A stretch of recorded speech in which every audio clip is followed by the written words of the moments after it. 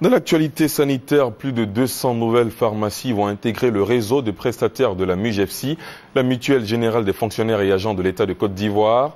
Le comité de gestion entend par cette mesure faciliter l'accès aux soins des fonctionnaires et leurs familles.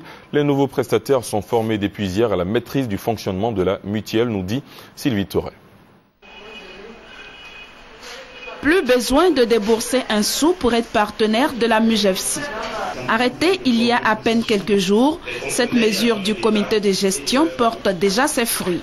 Plus de 200 nouvelles pharmacies frappent aux portes du réseau MUGEFSI, mais avant la délivrance des agréments, les futurs prestataires sont formés au mode de fonctionnement de la mutuelle et sur la vision du comité de gestion. Le bien fondé, c'est de rapprocher davantage les mutualistes des lieux d'accès aux prestations. Il s'agit pour le comité de gestion et la direction générale de faire en sorte de lever toutes les difficultés que les mutualistes ont toujours endurées dans le sens d'accéder à ces soins, à leurs soins, et donc de se soigner convenablement.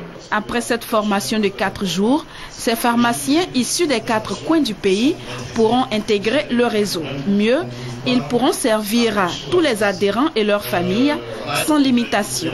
Le comité de gestion de la MUGEFSI a également décidé de la levée des quotas à partir du 1er août.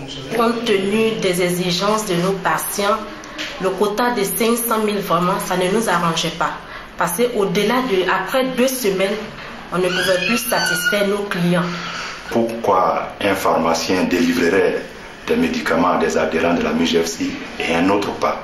Pourquoi un adhérent de la MUGEFSI dans une ville aurait des difficultés à s'approvisionner alors qu'un autre dans une ville comme Abidjan aurait plus de possibilités de se faire soigner? Donc je pense que c'est une justice.